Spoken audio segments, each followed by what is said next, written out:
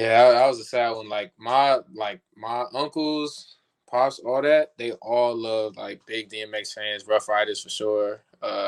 And he's like so young too, 50. Right, man. That's what I'm saying, huh? Crazy. Yeah, It's yeah, I mean, especially like the drug addictions for him, like suffering from that, yeah, yeah. and having an overdose or whatever, it may have been a heart attack or whatever that led to it. It's crazy how it takes a celebrity or music artist, whatever you want to call it, to have like some type of awareness Or it, about drug use because, dude, millions of people suffer from drug use, the mental health, physical abuse, sexual abuse, whatever it may be. You know what I mean? mhm. And it's not talked about enough, unfortunately. And I feel like it takes a celebrity or someone well known, like I said, to make some type of awareness. So it's very unfortunate. Yeah, yeah. 'Cause But yeah. like I said, things come in due time, and like I said, it's let's just be grateful that one thing he always preached about was like it's all in God's will, it's all in God's hand. Like I said, it was his time, and we will just take on his legacy and continue to learn from what he brought. You know, sucks That's stuff. absolutely. Dang, Jay. Well, man, I appreciate you for coming on here, man. No I problem. didn't, I didn't, I didn't want DeShawn. No hate against DeShawn. I don't know if he's there with you or whatever. I wanted Jay Davis. I appreciate you, man. I I appreciate. wanted Jay Davis. I wanted the man right there. DeShawn. No hate, man. DeShawn's been through a lot, but DeShawn already got interviewed. He already Right, had his. He right. already had his shine on Netflix. Yeah, he got his shot. But he got his shine. But I want Jay Davis. That's what I want. I want Jay Davis. Now, I You know got what I some mean? stories for you too. Like I said, I got some insider stories for you. So you might be thankful for this one. Cool. Appreciate Nah, bro. I appreciate you for coming on here because I don't know your schedule right now. You're probably hella busy, doing a whole bunch of stuff, dealing with basketball, school. Yeah. Are you still at East LA right now? No, so actually, I go to San Jose State right now. So I go to school. Okay, San Jose. Yeah, I'm right. Yeah, I'm right in the Bay Area. So I go to school. I study econ right now, and just getting through school and everything like that. And then like I said, just view options through basketball. Like that's the area I'm in right now. Because COVID, like it really that as y'all seen in the show, it affected a lot more things after that. You know what I mean? So yeah. Yeah, that's hey, it's unfortunate because I can relate too because I was I don't want to take up too much of your time either. I can talk for hours, man. No, we're here. We're here. Here. But that JUCO, let me tell you, man, it's real life. It's they can compete with D1s. The athleticism they have, the coaches JUCO levels are insane. Yeah. And I played at Reedley College. I'm not too sure if you know where that's at. Over here in the valley, yeah. Over here in the valley, I played baseball there, and then that was a grind. Junior college, and then I transferred to Chico. Mm-hmm. I played a couple years there, 2 years there, and then dude, it's just a grind. It's because when I was at Reedley, I was at my peak performance, and then I went to the 4-year university, Yeah. and I don't know, it's just something different. I just didn't get that drive and motivation from I don't know, my environment and the coaches. So like Coach Mosley and Rob and And Ken and all them, like they're really they push you guys. They're selfless mhm. and they do everything that they do 100%. And So let me tell you like the inside of like how well those three work together, like for real. Because I mean, if you like, I don't know how Coach Mo really put that coaching staff together, but it's because all right. So Coach Mo, he's the hammer. All right. As far as like, if you look at this as like a well-oiled machine or shit, he's the hammer. He's like, yo, we getting it. Oh, you getting it?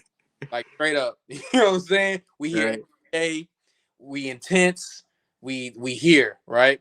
He's the hammer. He's putting information in you because from his experience, as far as like kids coming from where some of us come from and everything like that, different backgrounds, that is the best way to like really get to us. And he just sees it like if he's not like that, we're gonna slip away. So Right. it's out of love, it's out of passion. and everything like that. But he's like, yo, this is what we doing. And sometimes when you're going through stuff like that, you need outlets. You know, you need those coaches that's kind of there for you. So that's the blessings where Coach Rob and Ken come in, right? Because when Mo's the hammer, let's go to Coach Rob. Coach Rob's the screw. For real. He's a screwdriver because he is very detailed. He breaks down the game. He makes it very, very simple. Very, yo, get to your spot here. This is what we're doing. This is what he can do. Like his processing of the game is amazing, man. And it's just crazy. Like that I was fortunate to even have him as a coach. And then you got Ken, right? Dearest to my heart, Coach Ken. You know, as y'all seen on the show, when you go out there that banging with Coach Mosey, like, bro, I'm here. Oh my goodness, like, you know, and everything's going on, you know, tension rises and everything like that. Coach Ken is like that soft, he's like that sandpaper finish. He's that soft, like, yo, like anytime you're going through something, he's like, yo, you know, this school looking for a guard. They're looking for somebody just like you. This coach just asked about you literally last week. You know what I mean? And he's that calm voice that makes you see the bigger picture. Because when you're going through the struggle like that, especially when you like when the top JUCOs in the country, and everybody there is dogs. Like everybody's good. Man, you could have went anywhere, whatever, got your 20, 25, whatever, but you wouldn't have won. You wouldn't have been going to state. You know what I mean? So when you going through all that banging, and it's like, oh, Coach Mo's in your ear, and Rob's telling you need to be here. Ken's like, yo, you know, you kind of get into tunnel vision, and Ken's the light. Ken's like, yo, this is where you're not gonna be here forever. This is the finish line over here. You know what I mean? So love for all three of those coaches. That was like a real blessing to have them in my life for sure. Absolutely, Jay. And like, I don't know anything. I got the chance to interview Coach Ken and learn more about him and know more about him. But I mean, it's a blessing having a coach. All three coaches are great, but Coach Ken especially because he's a player. Even like Coach Mosley and Rob, they're player coaches. You know, they can relate to their players. And like you mentioned about the struggle, it's hard for junior college students, especially I'd say us blacks, us you know, us blacks. We have not most, but there's some that come in different upbringings. And it makes it more difficult financially. Like the role model play, the father figure, you know what I mean, and that guidance, you know what I mean. That's what some of us need. And Coach Ken, really, you can sit down with Coach Ken and just talk about life, man, and that's very important, especially at the college level, JUCO, D1, NAI, whatever it may be. It's very important, especially talking about mental health. So. Oh yeah, he's like he wraps, like I said, the show put that in perfectly. He really wraps everything together. Him and Rob too. Like I said, they're just good accents to Coach Mo, because Mo, he's just like so in your face, but he's passionate though, and we love it. You know, we understand he's like that because he's passionate and he really cares. But when you have someone who's that intense in your face, it's good to have two calm outlets. That, you know, that help tie everything together, you know. Absolutely, Jay. We're gonna get right back to that. But I want to know about Jay Davis. Like I said, you're the guest on here, man. This is your podcast. I want to learn more about you as a person, other than like the whole last chance you, whatever. Okay. You know, other than that, just give me your background, who you are, your upbringing as a kid. And all that good stuff, brother. So, all right, well, where do I start? I'm from Los Angeles, California, born and raised. I don't like claiming it though, but I'm from. You know, I'm really big family, really family oriented. I was just always been raised. I was kind of raised kind of old school, like, you know, I wasn't allowed to be in the house all day. It was like, yo, inside, outside. You try and come inside from some water, they tell you like, yo, there's a hose out there. Right. Here and that hose water hits though, bro. It's good, yeah. Right. I'm even out there. I'm talking about, like I said, that's how I grew up. I grew up outside from 10 a.m. You know, you go to the park, whatever. We out here throwing freaking dirt at each other, like just for fun. So that's just like a little insight on how I grew up. You know, I kind of had like that old school type of upbringing. And then so when it came for me in basketball, really, so actually I started playing football first. Okay. I played football early because both my brothers played. So both my brothers, Roosevelt Davis, Ryan Davis, they played at UCLA actually, and they had really good football careers. Yeah. So me, I'm the youngest brother. I'm like, I gotta play football too. You know what I mean? So that was just what I was always around. I was around football. I got into football, man. 2 concussions, I was out. I was Hey, like, hey, hey, Jay, not to cut you off. I'm sorry, bro. go ahead. Hey, that's no joke though. Them concussions, Yeah, bro. for real. I got two concussions, and then I was just like, yeah, this. My brothers, they never really went through nothing like that. I was like, and then back then, so this is we talking about elementary school. I wasn't that tall yet. I was tall, but like, cause my mom like 5'5", my pop's like 5'8". You know what I mean? Mm. And I'm 6'6". So I don't know where this came. Yeah, exactly. So, starting off, they didn't know I was gonna be tall. So of course I played football. And then, Right. I started getting to middle school, people start looking at me like, wait a minute, I'm around like 5'10", 6 feet, around 8th grade. So then I started picking up a basketball around when I was around 13. And, like I said, I just fell in love with it. I love to train, I love the discipline, I loved everything about that. I had great opportunities going into high school. I went to Crossroads. I got to play with great players, man. Ira Lee, Sharif O'Neal. Mm. A lot of people don't know DJ Houston, Cole Thomas. These are Okay. that had opportunities to play D1. Like I've had a great freaking high school experience, man. It was a blessing. Um, Straight from that to ELAC, you know what I'm saying, to where I get an opportunity to play with some more high level guys, Joe Hampton, DeShawn, freaking LJ Ziegler, Malik Muhammad, KJ Allen. It's crazy. So as far as my experience playing basketball, I've just been blessed to play with so many great players and be around so many great players, man. Absolutely, brother. What inspires you? Like, what inspires you to keep going and keep that drive, especially going from JUCO to where you are now? Like, it's not easy. It is not easy for sure. For me, I would just say my pops kind of always instilled in that confidence in me, like, no man is more capable than I. You know what I mean? And just seeing my brothers prosper and everything they do, like I said, they went from being football players at UCLA to where one's a registered nurse, and my Mm. brother's in dentistry school about to become a dentist. So Hell it's yeah. nothing ever, the ball never stopped rolling, for nobody in my family. Like I just come from a family where it's really hard to fail. Right. We all support each other. Everybody helps each other, gets each other in position. Like you really have to pretty much say forget it to fail in this family, you know what I mean? And that's, like I said, that's just a blessing that God placed upon me, and I'm fortunate for it.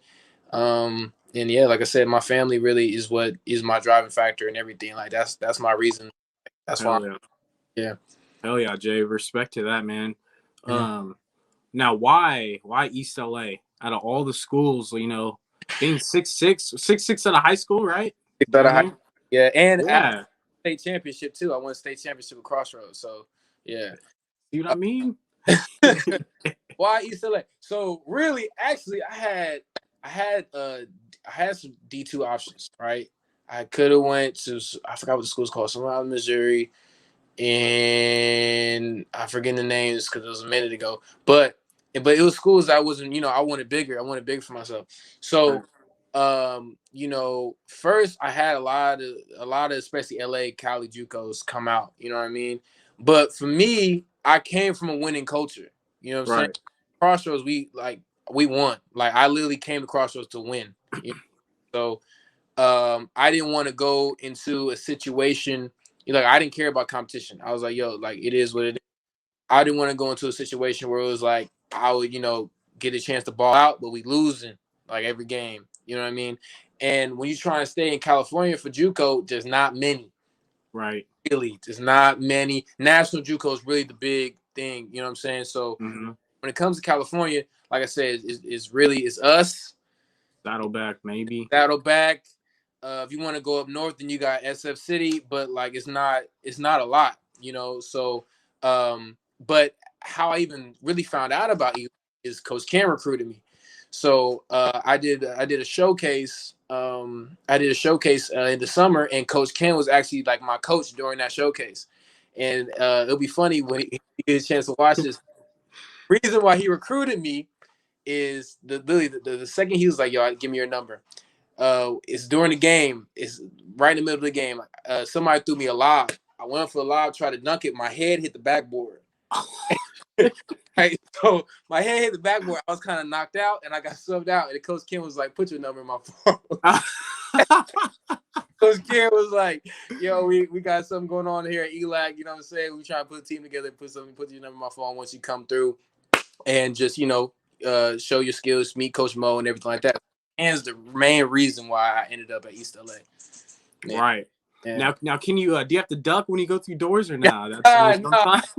I'm not Keeson. That's Keeson Joe maybe, and Malik maybe, but me, nah. I'm just 6'6". That's just kind of like mid-level height for real.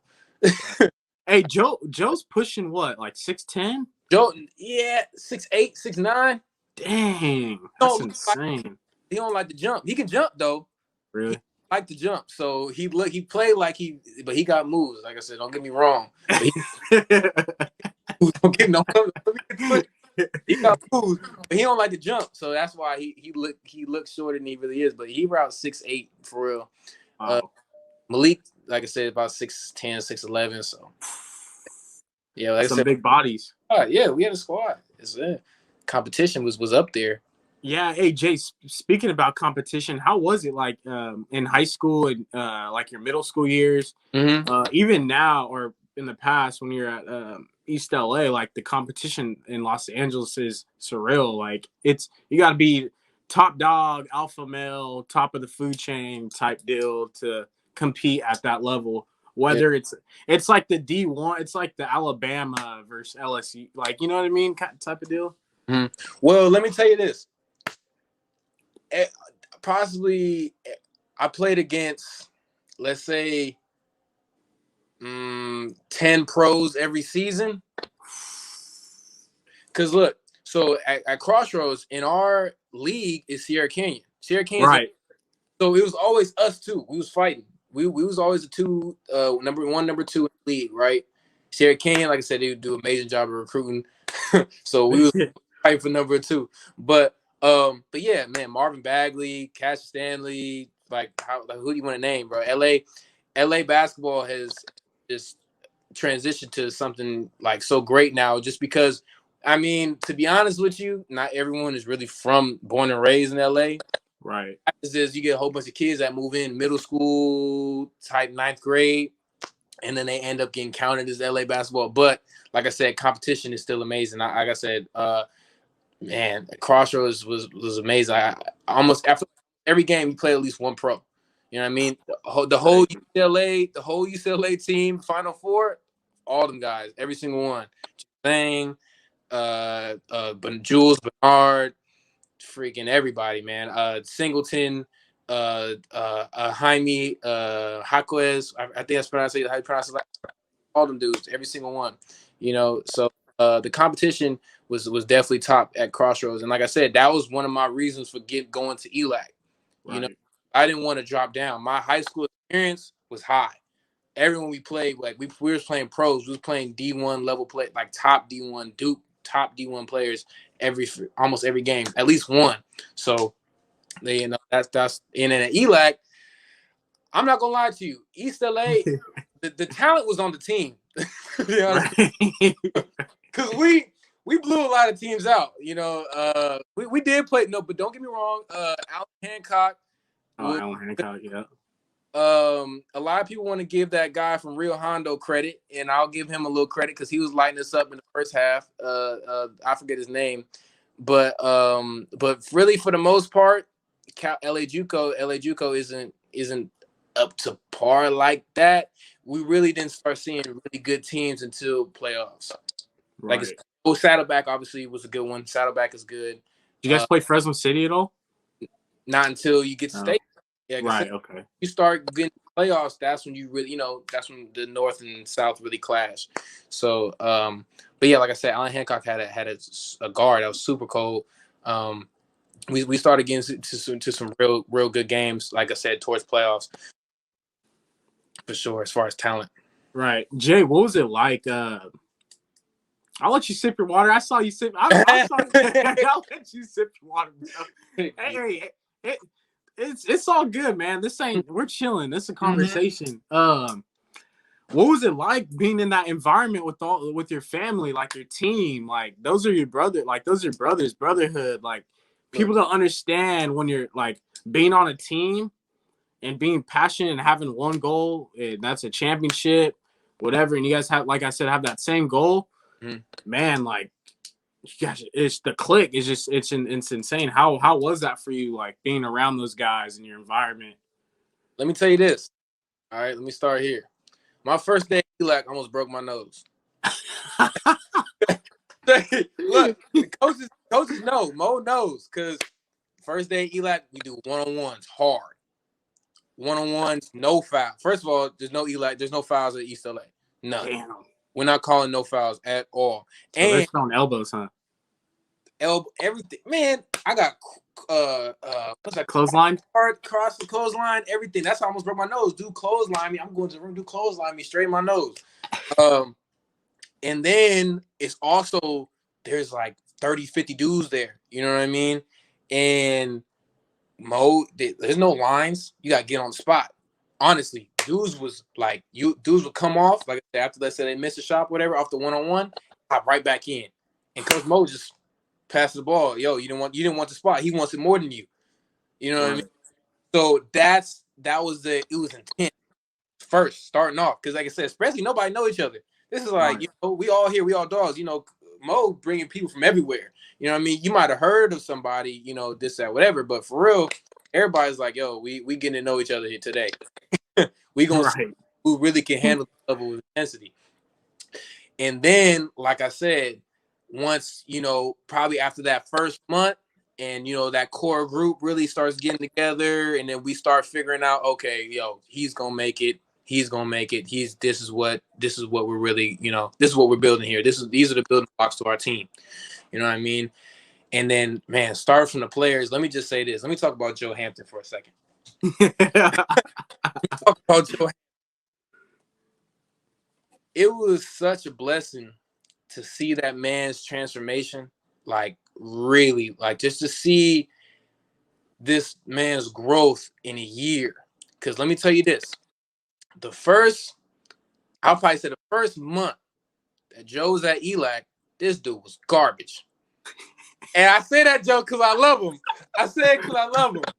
No, I ain't gonna say garbage. I ain't gonna but he came in, like I said, but the story is true. He was straight. He came straight out of jail.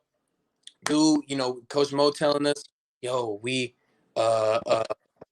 getting Joe Hampton 5-star whatever. Okay, boom. All right, cool. Let's work out. Let's see. You know what I'm saying? Dude was like, he was good. Like I said, you could see it. You could see he was good, but he was just mentally. You see what I'm saying? He had to get together mentally. And like I said, it was more like he was a little out of shape. He had to get right. You know what I'm saying? Right. So first month, it was like, oh man, this is the 5-star. Come on now. Come on, Joe. Like, come on, you. And that's why Mo was like, yo, you Joe Hampton. You Joe Hampton. You know what I mean? Because I'm looking at it like, yo, I ain't never seen Joe. I'm trying to see it. You know what I mean? Then, like I said, second month come, Joe gets locked in. Slims down, focus. Now, I'm guard Joe. Joe, shimmy. Baseline, he's 6'8". You're not blocking that. Cash. Joe, come through, Euro step. Fake this way, come way left. I'm like, oh my goodness. And then second, third month, I was like, oh yeah, this dude's a pro. This dude is amazing. Like I said, but then, like I said, we just had to get him locked in. As I said, like to really lock in, and then when he really bought into the team, man, Joe, like I said, we bro, the camaraderie was there, and it was like whenever. And I'll say this for DeShawn too. Whenever you saw anyone blow up or anything like that, you knew. Like I said, that's why we was never like, because people watch the show and they go, "Oh, I wouldn't deal with a teammate like that." Whatever. Well, yo, they're going through things way bigger than basketball at home. Way bigger. Like it's not even. This dude, Coach Mo, had to write a freaking letter to get Joe off his court case. Like, you also remember Joe I'll tell you something about Joe. Joe's a big family man. You know what I'm saying? His family is in DC. He rep DC hard. You know what I mean? And he's here. Right. He's in LA. He really away from home. You know what I mean? So he's not getting the same, you know, we go home, you know, we gotta get a mom to rub her head, you know, it's all gonna be all right. He's not really getting that. You see what I'm saying? So like for him to just go through that and lock in and be a man about his stuff, like, bro, this is amazing, bro. So much love for that man, for real. And it was just crazy. Like, I was able to be a part of his journey, see it, and like I said, be cool and everything like that. But Joe, that journey was amazing, man. To see that, you know, that was incredible. Then we can move on to DeShawn. DeShawn Hagler, boy. Now, people watch the show and like, oh, he's an asshole, whatever, dude. But let me tell you something about DeShawn. DeShawn's a hell of a leader. Straight up, foremost, hell of a leader. One thing that DeShawn like told us as a team, that was like, yo, everyone's here for a reason. You know what I mean? You know, whatever, how good you feel you are, or how, you know, like I say, either you feel like you're better than somebody else or whatever. Everyone's here. You know what I mean? Everyone in LA, we here. Nobody, if we were supposed to be D1, whatever, we would have been there. You know what I mean? Something happened along the way that led us here. You know what I mean? So let's come together here and you know what I mean, really be, because don't think that you're bigger than the program. You're bigger than East ELAC, because you're not. You're here. We're all here. You know what I'm saying? And like I said, that's, you know, he did such a great job leading, and like, just to see like how he like even grew from his situation. Like, man, imagine what it would be like to not have both of your parents present when you're going through such a crucial time in your life. Like, he's grinding to get an opportunity to change life. And he doesn't have his mom isn't there to be present. She's obviously looking down at him, but his mom isn't present there to really nurture. And like I said, Mo yell at us. We know, we go track, whatever, ain't that. We go home. We like, oh man, you know what I'm saying? And you get feeling he doesn't have that.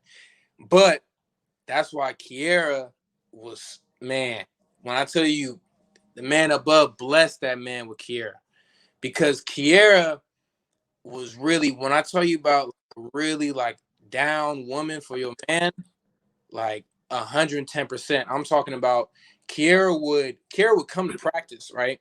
She come to practice, be like, first of all, our practice is long. You know, Coach Mo. Right. Yeah. We long, we running a whole bunch of sweaty dudes. We got weights after, everything like that. She there the whole time. But let me tell you this. She not just there, you know, just, hey, rooting on DeShawn. No, she there working. Right. She bring her computer, book bag, whatever. She working on her stuff. She running 2 businesses, everything. She working on her stuff, but also supporting her dude. You know what I mean? And shoot, we from LA. You know what I mean? There's girls out here that get dressed up on Friday. We have women out here that get dressed up on Fridays and Saturdays and walk up and down Rodeo looking for something. I'm playing. You think I'm playing? We got that. They walk up and down Rodeo Friday. They'll be like, what we doing? We getting dressed up. They won't buy nothing. They just walk in the stores and walk around just looking for something. Looking for somebody to save them. For looking real. for a Jay Davis, huh? I'm kidding. But Kiera's an ELAC.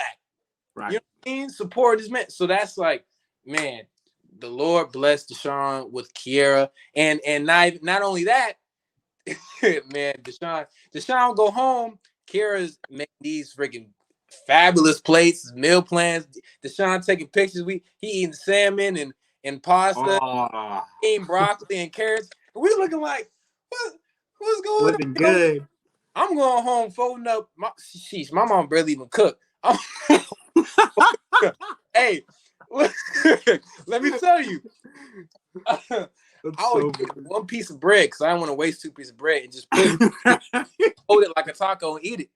You know what I mean? Like, that's how I'm eating. And then, you know, you go Instagram DeShawn over here talking about, yeah, good eats. Like, man. But like I said, he's blessed to really have her. And like I said, those are just the two main guys, just because that's what people seen. But man, everybody brought that team was just like I said, we just found a way, especially for a year. It's hard to find continuity here. It really, you know what I'm saying? So like to really gel together, and then I would even say the coaches did a great job making sure we had different events and everything, and everybody went. You know what I mean? And we really got an opportunity to gel. We really did. Absolutely. Man. Now, Jay, how would you describe yourself as a player and a human being? Man, okay. So as a player, I'm okay.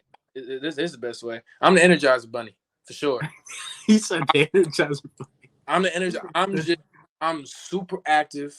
I'm the type of player where I'm diving ball hitting the bleachers in practice. Right. You know what I mean? Like, and that's why Mo wanted me there. That's why I got on ELAC. You know what I mean? Because I was just so smart. Heart straight up. I was active. I'm ending everything, and I'm also yes sir, no sir. You know what I mean? Right.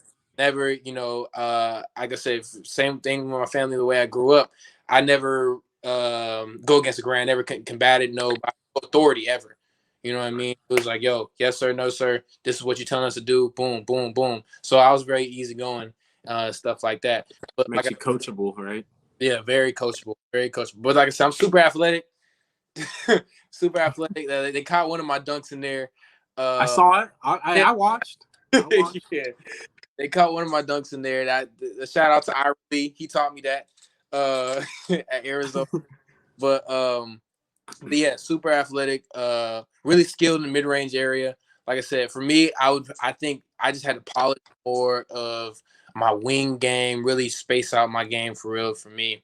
But yeah, that's like where I say where I'm the best. Like I said, I'm really quick. First step is really quick. I'm athletic. I'm just one of those guys on the team where like I'm just pesty. I'm athletic. I'm really trying to get into you. I'm just like a ball of energy. You just gotta put me in the right place. As a person, I really just say, like one of my mottos is, be a better man than you were yesterday. I really try to focus on how I treat people. Like I said, I volunteer like 2 or 3 days out the month. Just anytime I find free time to kind of help out and everything like that. Like, I just really try to be present in not only my family's life, but people's lives.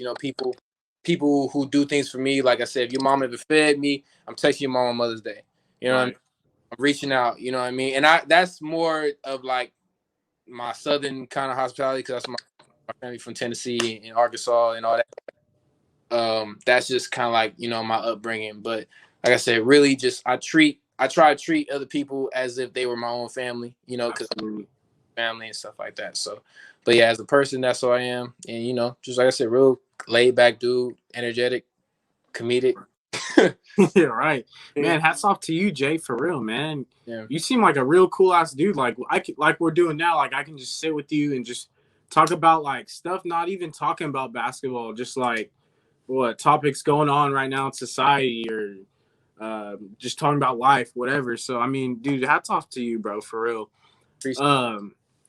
Now what was it? Oh, man, I have so much stuff I want to talk about, but what was it like?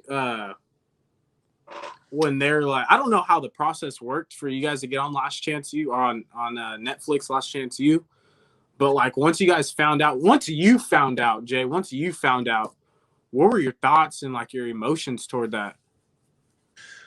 Well, it's funny because when we first found out, we celebrated, but we didn't. I feel like we didn't know how big it really was going to be. We didn't. We knew, like, because, we're all coming from being on Ball's Life and stuff like that. And, but Netflix is different. You know what I mean? Netflix is different because, like I said, I've been on Ball's Life and everything like that. You get your little, followers and fans and stuff from that. You know what I'm saying? But we just didn't understand how big Netflix platform really was until the show came out.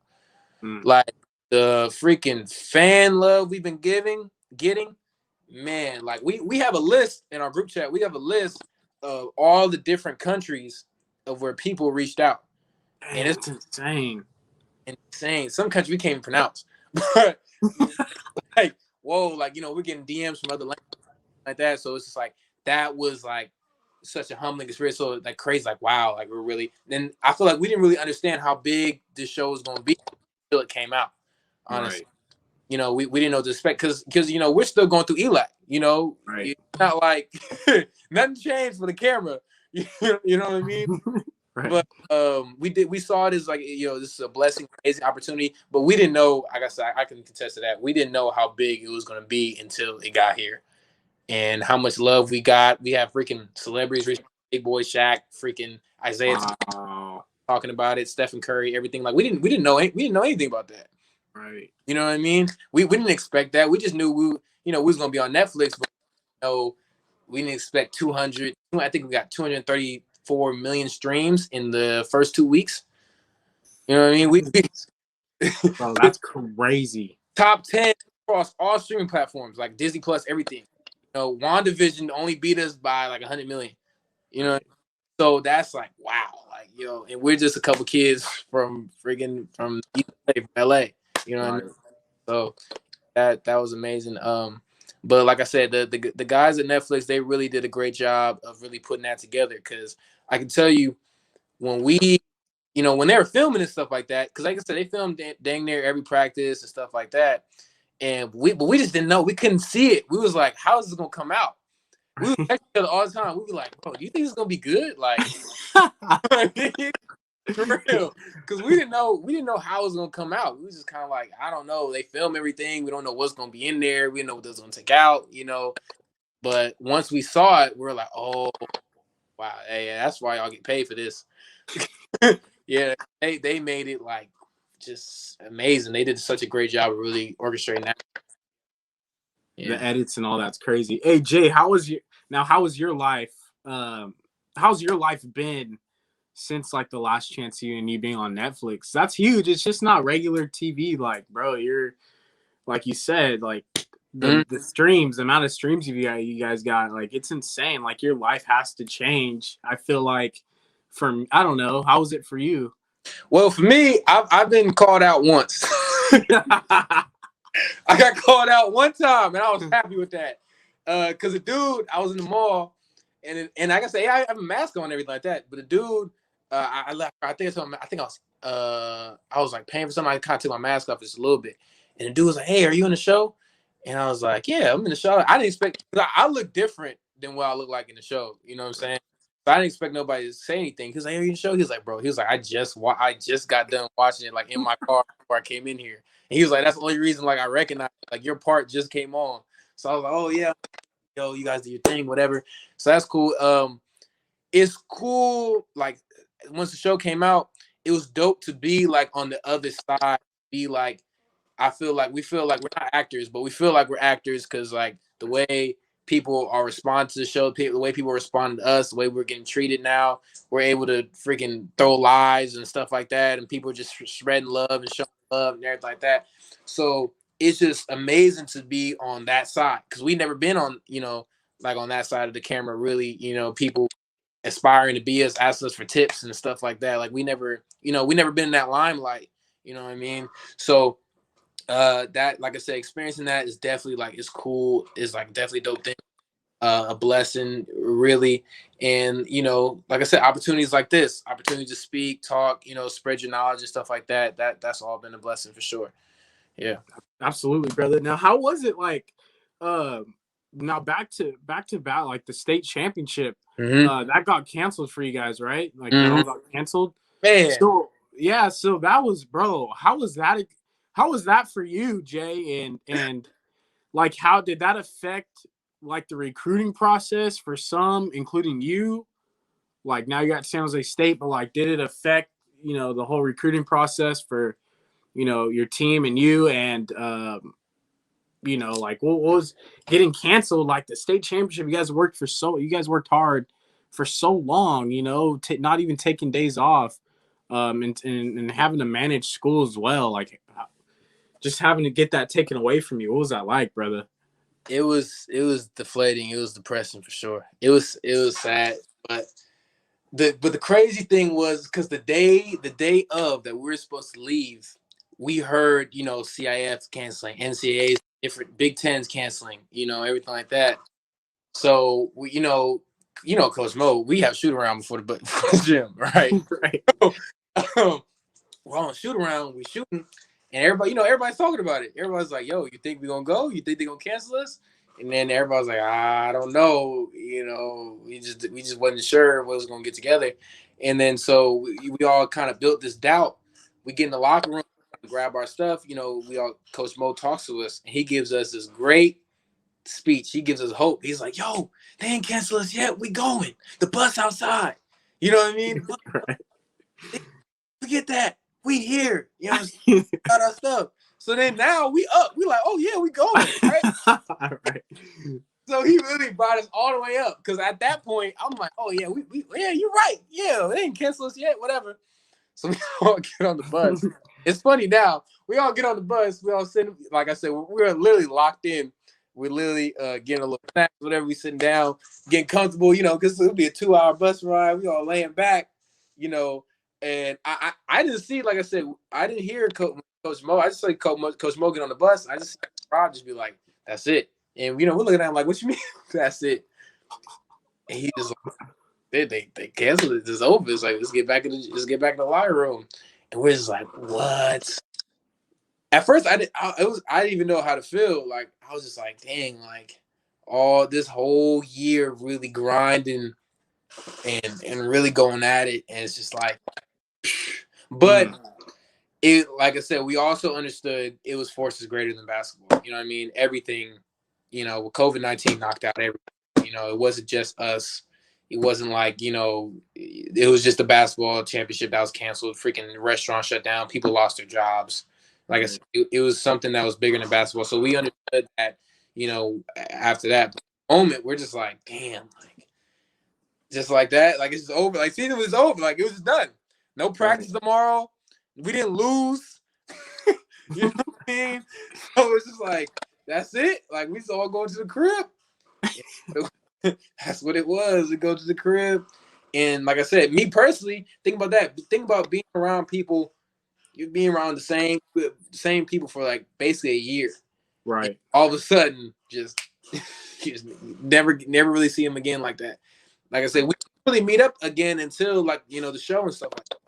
Right. Because that's when things started lighting up as far as COVID wise. But just like people, tough. Hey Jay, you could even apply that to life, man. Like, you guys were together for a year and you guys been through so much, blood, sweat, tears, whatever you want to call it.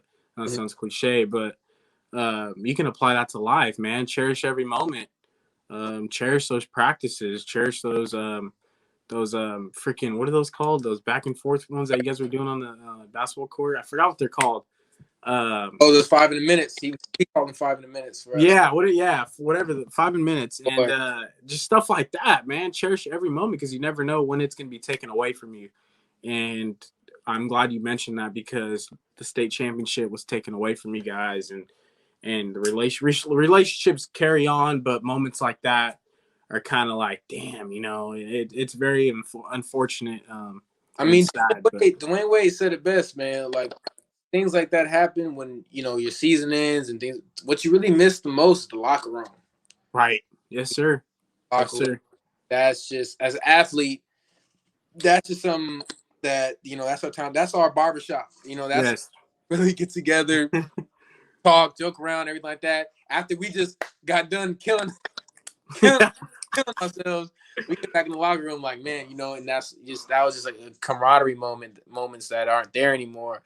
But it was also moments like, one thing Coach Mo always preached was like, the coaches built relationships with us. Mm-hmm. And it wasn't just like, oh, Coach Rob's my coach, Mo's my coach. No, like, them dudes like my uncles. That's why I look at them. That's right there. That's Uncle Ken. That's Uncle Rob. That's Uncle Mo. You know what I mean? Like, there were certain things that, like I said, they were so smart because they did certain things that made you want to come to practice every day. You know what I mean? I'll never forget. Me and Coach Rob had this thing. So Coach Rob, he didn't like when I was trying to work out. You know what I mean? Yeah. He like that. So his thing will always be like, Jay ain't got those. And so he'll tell me in practice all the time. He was like, Jay ain't got those. You don't do that. So every time I'll work out and I'll make it, I'll look at him and be like, Jay got those. So every time, every time in practice, I came to practice, and that was the thing for me. I came to practice because I wanted to show Coach Rob Jay got those every time, and that was his way of getting better, making me understand, this is what we're trying to get you to do and stuff like that, and this is how we want you to score and everything like that. This is how we're prepping you, and something as simple as Jay got those. Coach Ken always telling me, oh man, I hear his freaking voice in my ear right now. Dunk the ball, Jay, dunk the ball, Jay, dunk the ball. Like, man, we just ran freaking five in a minute, and just came from the track. He was talking about, well, the coach gonna walk in here in 5 minutes. You know what I mean? But is the relationship that you built. We got Coach Mo to dance. Really? Oh man, we got Coach Mo to dance. That wasn't in the Netflix, was it? Did they put it in there? I don't know if they did. I don't think they did because Coach Mo, I forgot. Coach Mo walked in. He was like, "What you all listen to, dude?" We was like, "Get it, Coach Mo." He start getting his little jig. We was like, "Oh, get it." You know what I mean? And like I said, that's why we're going through the fire with those guys. It made you want to come back for those just small moments. And like I said, if we didn't have those with the pounding, it would have made it 10 times worse. Like I said, most kids wouldn't be able to handle it. You know what I mean? Absolutely. But those are the things you miss. Those are the things that's like, damn, I can't go to practice today and tell Rob Jay got those. Right. Hey, right. That's what makes the game fun. You find things, to keep going. But do you think your life would have been different, like basketball career and whatever life-wise would have been different if you didn't choose East LA? Absolutely. Yeah. I think, I was just very fortunate because, like I said, I didn't know about Netflix until I was already committed. You know what I mean? I was already committed to them. I was at ELAC every day during the working out, and it wasn't a for sure thing that Netflix was gonna. Well, like I said, they didn't tell us until like really like all this stuff like that Netflix was coming. So, for me, yeah, like I said, I think like DeShawn said, what DeShawn said was right. Everybody's here for a reason. Even though certain, it's crazy. Sometimes you take leaps of faith, and you might not always land where you think you're gonna land. But, you know what I'm saying? Right. Out of it, like I said, our goal was to win a championship. You know what I mean? We didn't get a chance to win a championship, but we had this great opportunity to be a part of the show, to build a following, to build, this is something that can change. And that's why I'm so happy that all the guys, even have, like I said, Joe, DeShawn, everybody was able to, capitalize off this because for real, beyond basketball, if DeShawn, Joe, whatever, let's say, an athlete's career is once they decide to, put the basketball down because of this show, they will have, like I said, if DeShawn and Joe want to come out with a clothing line, shirt, with everything right now, they've built a following, you know what I mean? To start, different things beyond basketball. They could be bigger. They can be moguls in a sense. They can be idols to somebody, once basketball is finished because of this show, because of the platform that we've been blessed with. So that's the thing is like, man, these is kids. And like I said, Joe, from what Joe went through, man, and from what DeShawn went through, I had to go through. And like I said, KJ Malik went through. Like I said, let me not forget Malik. When Malik went through, and for us, like I said, just kids that had opportunity, let me say young men that had opportunity to be a part of something like this and now be able to capitalize off it it's a blessing. Like I said, it can only be God. Like I said, Coach blessed us. Hey, absolutely, brother. And the JUCO brings the best people in that environment, man. Yeah. It's not for everyone. Let me tell you that. Go for it. Yeah, you good. Go for it. No. We like, okay. We towards the beginning of the season, we had people throwing up every day. We had dudes because what they didn't show in the show that they should have shown, because this is a big part of Mo's, like, of how he runs his shit. The track conditioning, big for Mo. We was on the track twice a week hard. Like, we was a cross country team, like, for sure. And like I said, he did it a little bit, like, in the beginning, to kind of weed out guys. And boy, let me tell you, dudes was weed out. Really? I would cramp. Literally, my body wasn't even prepared for ELAC yet. And I played high level basketball. You know what I mean?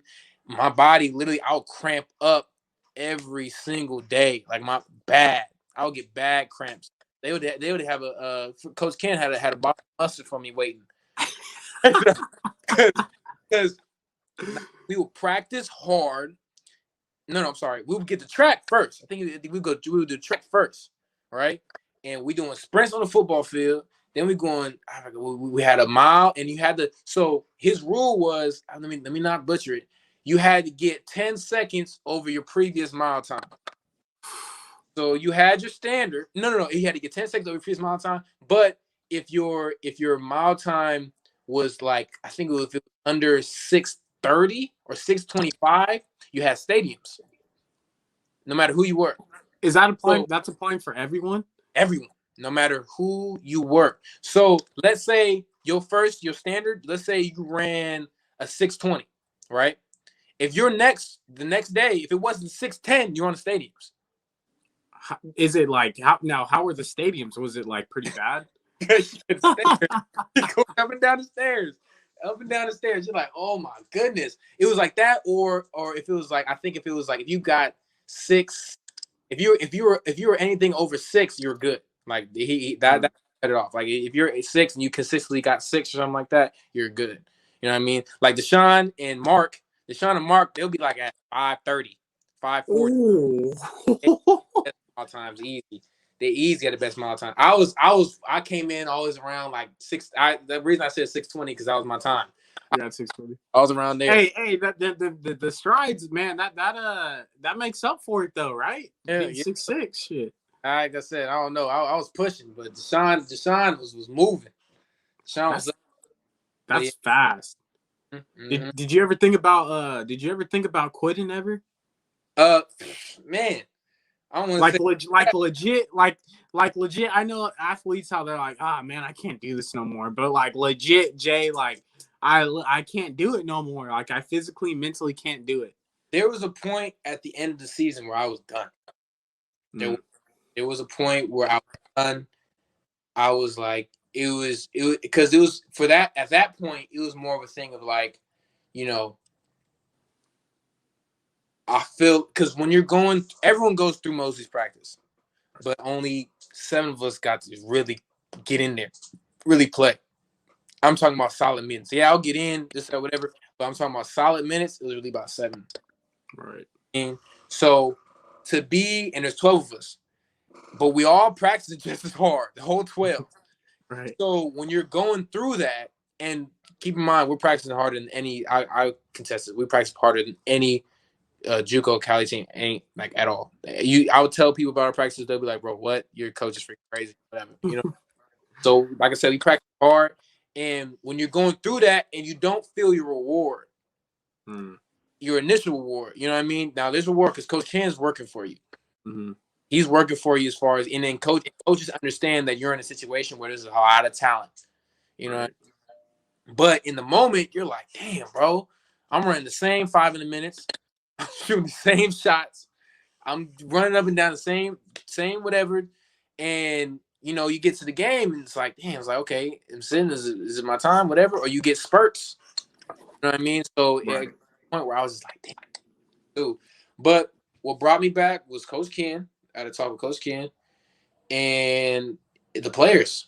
I didn't want to leave. It was towards the end of the season. I didn't want to be like, yo, I feel like we was going to win a state championship. I didn't want to be the dude that right before we win a state championship just stop. You know what I mean? Stop coming. Right. You know what I mean? So, you know, and like I said, the bond, like not guys, you get used to seeing people every day and stuff like that. And like I said, you still going to school. boys go Right. to school and not go to practice. You know what I mean? Yeah, it's just different. It's not the same. It's kind Yeah, of weird, you yeah, know. yeah, exactly. So you just kind of I weeded myself through it. I was like, you know, I just can't lead the guys. I can't, you know, Coach Ken. I had a good talk with Coach Ken. That they put like a small smidget of it in the show to help me out. That's what really kept me there. Right. Yeah. Jay, now like during that time, were you like in your mind, were you also worried about offers, like who's looking at me, especially as a JUCO being your last year and stuff? That Yeah. goes through people's minds in that position. Like, am I gonna get a second? Like, am I gonna get another look? Like, what's so? What was it like? Did you get any offer? Like, how was that for you? So for me, this was my situation. Coach Ken got me. Coach Ken got you, and that's real. You know what I mean? Coach Ken was always making calls, always, you know, saying, "Yo, is you looking for this? I got this, whatever." Right? This is what ruined it for me.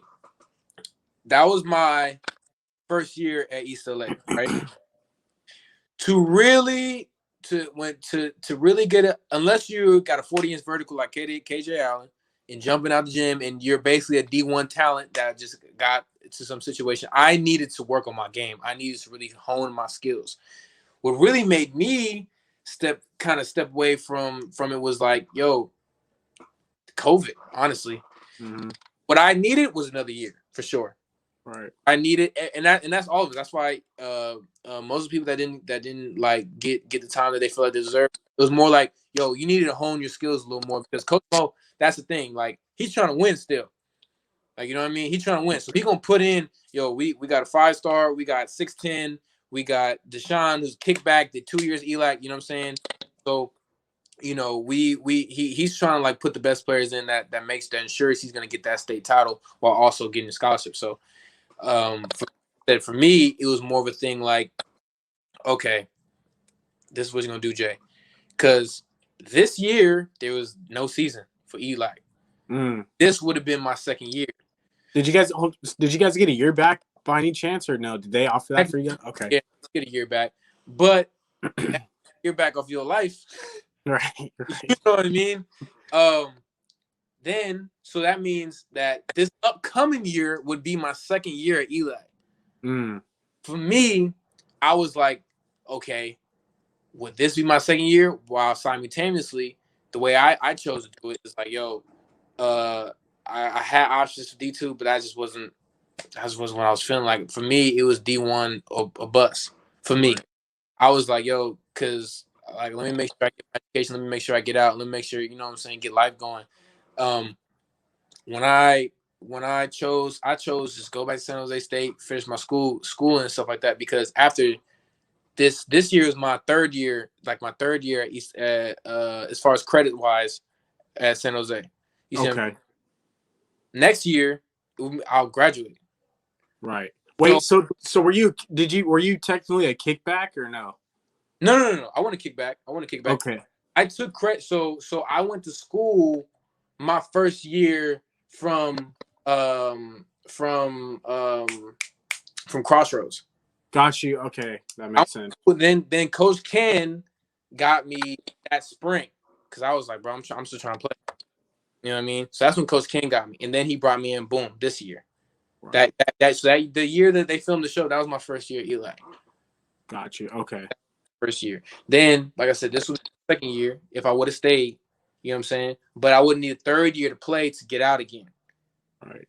So it was either get a third year, play, get out again, or where then I'll have 2 more years and I'll be 24 playing hoop still. Or, like I said, bro, get your degree at 23 and then I fit. Right. So that was just more of like a life decision for me. Wise, that was just what worked out for me. You know what I'm saying? But like, don't get me wrong, Coach Ken had opportunities. I chose not to take those just because that's just not what I was feeling. Right. You know. Yeah. But Coach Ken, like I said, he does work for you. He does put you in showcases and stuff like that to put you out there and everything like that. Just for me, I was just like, nah. COVID messed my